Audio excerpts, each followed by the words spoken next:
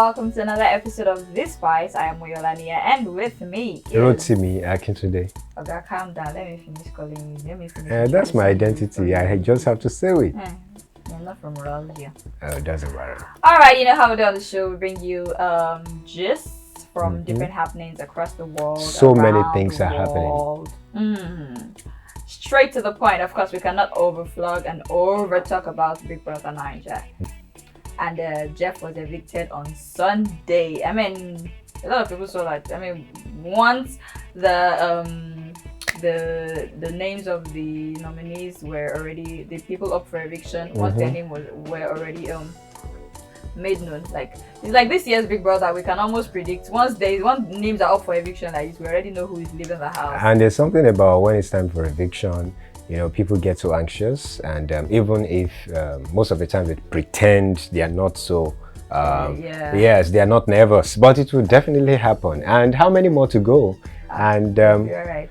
I'm actually surprised that Mike actually had the highest votes this time around, because the Tasha army, they had been going strong and stronger. I mean, surprisingly, I saw that Mike actually had, I'm like, whoa. And one of those things that would, I think, would determine more votes, your reactions at some point, and so many things you have got yourself involved with. Not necessarily. I think that with the characters we have in the house now, people already niched their sense. Like, people already know who they are. No matter what, this is the person I will go for. We don't have characters that are being like really evolving. It's like we already know them. So. And what about the 5 people that were introduced? Oh, the new housemates. Well, yeah, one of them, people were actually saying this one is not BB Naija material. Just remove her. And I was wondering, how can people be so mean? Even if she's not a material, you can encourage her.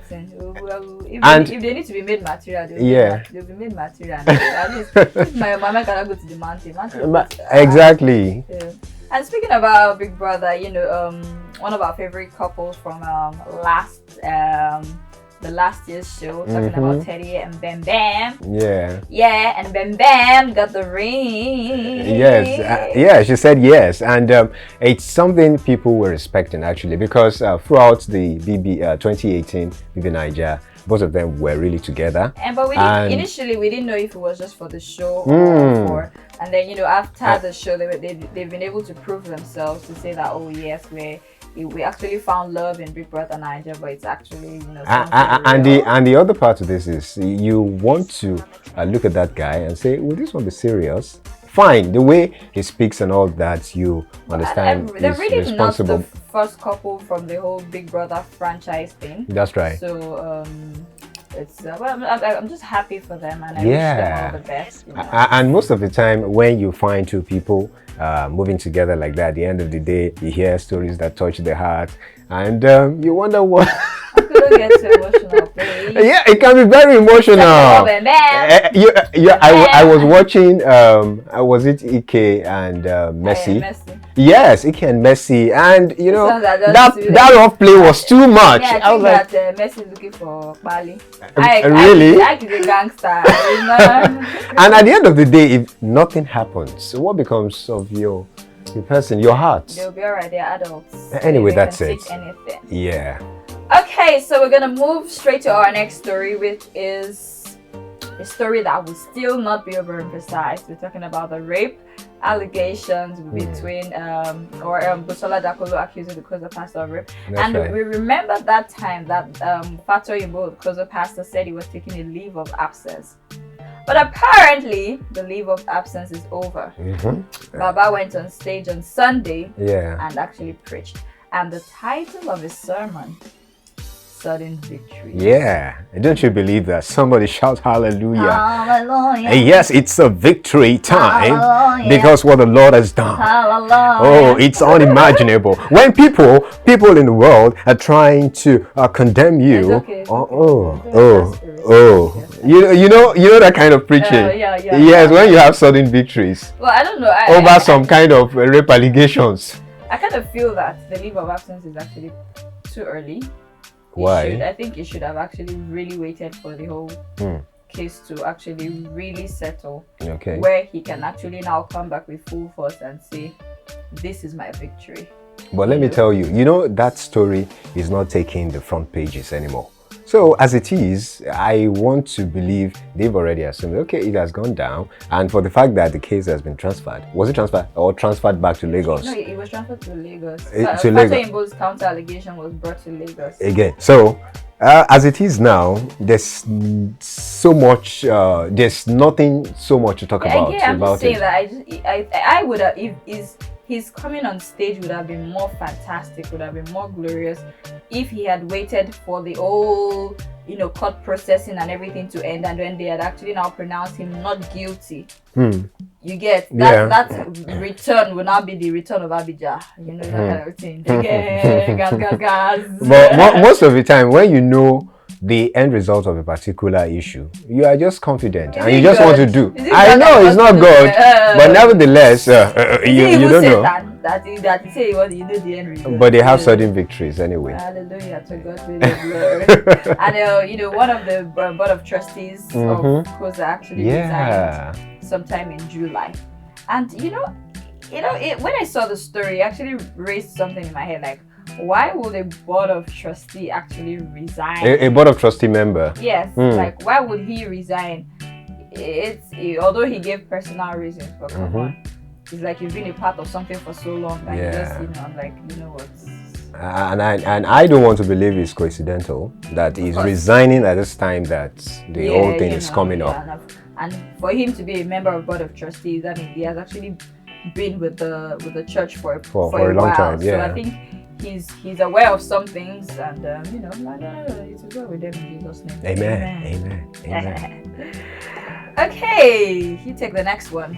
And that's about the pastors that were kidnapped. Yeah. The RCCG pastors. The first person that was released. Now the story was that they were kidnapped where they were going for a ministers' conference. They were taken along Ijebu, sort of. So, and at the end of the day, one of them was first released. That's one Dickness, and she said that they were kidnapped by Fulani headsmen. She actually said it, and I'm wondering, when will there be end to all these things? And the other four, we are not so sure if they have released them. They've been released. They've been released. Fine. So, and I remember it was after. So they've not been released. They've been rescued. Rescued. Now that woman actually escaped from what she said. Oh. Yes, she said she was praying that these people will fall asleep, and all that. And eventually, those guys fell asleep, and she was able to escape. That the Spirit of God was directing her where to take. Don't do that. It's the Spirit of God. Yes. Don't do the Spirit of God. No, that's very creepy. Creepy. All right. Well, whatever you say, but I know I'm not being creepy here. So now, we want to appreciate the Nigerian police force for swinging into action on time. Yeah, but the thing is, I don't know if it's the government still doesn't want to come into reality of the fact that these Fulani herdsmen are real and they are posing terrorist threats to Nigerians. And and then the police said they had rescued the remaining four. Like, how did they rescue them? If you say you rescued people, that means you actually came in contact with those guys. The idea that I have is that you actually came in contact with those guys. So give us details beyond, they've been rescued. How many people did you kill? Was it a face-off? Or you just went there, you saw that they were tied, and then you released them and captured them, and they carried them and took them? Like, we need details. They're really just keeping us in the dark about all these things. Well, all in all, those guys have been released, and I want to believe we will not have such stories again. Remember, did you know that? Oftentimes when the stories have been written on newspaper pages, they say suspected Fulani headsmen, just to be on the safe side. But now these persons are coming out to say we are so sure that these people are Fulani headsmen. So you can imagine, there's this man, Gregory's son, that was also kidnapped. In fact, the guy said those guys, they were actually trailing. They wanted to get a particular vehicle that escaped. So they now came to them. They told them that because we could not get that particular vehicle, you guys are in trouble. So we have to kidnap you, and because we cannot waste our bullets. And that was how he was kidnapped. They were taken to a swamp. Can you imagine that? It's crazy. We hope our government would actually swing into action and do something about it. And speaking of our government swinging into action, the action that they're supposed to swing into, when they're supposed to swing into action, they are not swinging into that action at the appointed action time. They are swinging into action against protest. And something that comes to mind, let's look at it very well. The issue with this protest, which was declared by Sowore, is that some have come to say that the revolution itself, that word revolution, is a big problem. And I know that is the basis. You know, that's the reason, the main reason why he was arrested. You see, I want to believe so. One of the issues I have is that people make a big deal out of English. Revolution is not particular, doesn't mean something that there has to be like an upturn or something. There are certain words that actually have subtle meanings depending on, the context in which you use them. Okay. I'm sure if he's talking about revolution, he's not saying like there has to be an upturn or there has to be a war or we have to have like a riot or something. What about the use of this word uprising? Uprising. There's an uprising. There can be an uprising in your heart to do something. Yeah. There can be an uprising for me to actually go to CMS, for instance, and I say, okay, let me go. I'm just going. Like the uprising is like a stare. It doesn't particularly mean, oh, we have to be violent about it, or we have to. But the problem is that Nigeria, once we hear a particular word that has that shares boundary or that shares that seems to have a niche around riot. Okay. We quickly clinch to those words and actually make a big deal out of it, and then you are thinking that it's actually heading towards a violent. And don't you think that is exactly what the police or the government is trying to avoid? No, I don't think so. You don't think so? You know what? The thing is, what I feel they should have done is they should have been on guard. Okay. Yeah? And then now watch. And then when you see that it is now becoming that thing that you have a feeling it is become, or that thing that you had suspected earlier, that you can swing into action. Not in this. I mean, come on. Okay, there was supposed to be a protest, a revolution. Did you decide to be a part of it? How many people in Nigeria are a part of the so-called revolution?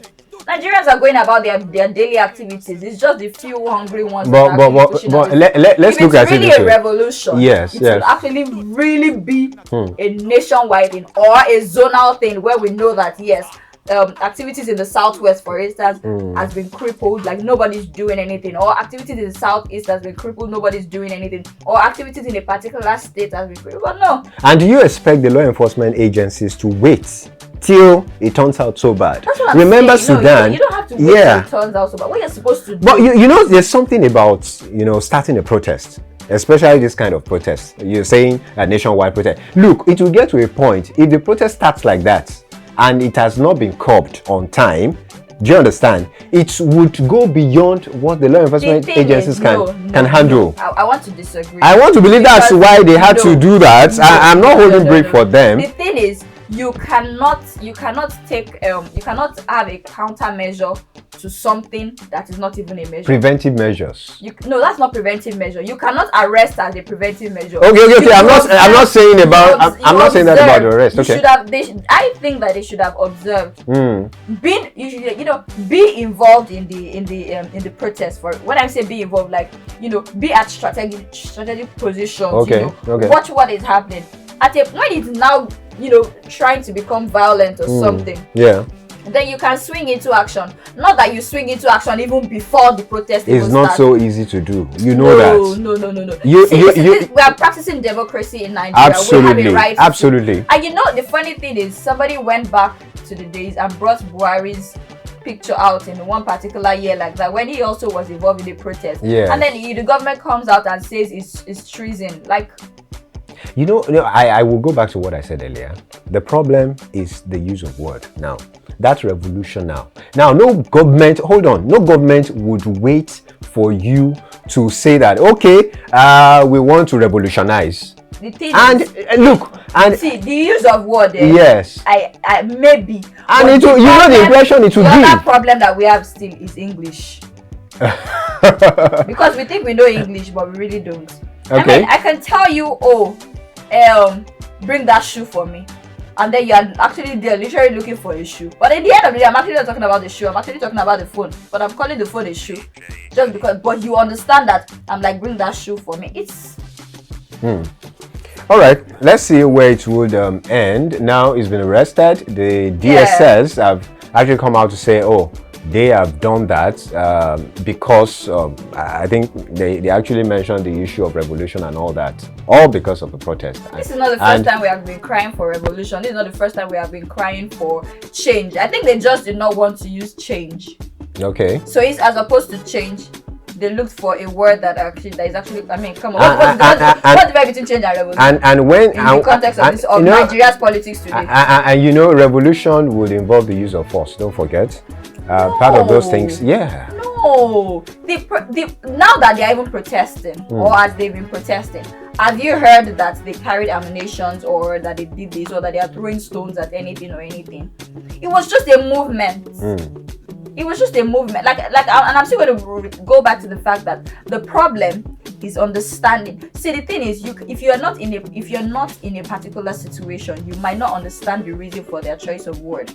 The government is seeing it as an attack. Yeah, but the impression the government got. But the people that are actually involved in the protest is more or less like we need to stir up an anger. Like, we're angry. And when you're angry, you can do anything. When I'm saying angry, I'm not saying angry like we are going to fight or we are going. It's more like there's a burden in like give us what we deserve. What if some other people take over that? Please, if you are with me on this page, if you are thinking like I'm thinking, people will support you. Drop a comment. Just drop a comment, yeah, and just tell me you're with me. Tell me you're feeling me, because I don't know what planet this uncle is from. No matter what, just understand the fact that if you have to do anything, be careful. Use the right word. All right, not using. Hold on. Even in democracy, use the wrong word, and you never can tell what it would mean. And that is why lawyers are being careful when they use words. I'm done with you. And that's where we're going to end today's episode of The Spice. Join us again next time on another episode. Until then, have a nice day.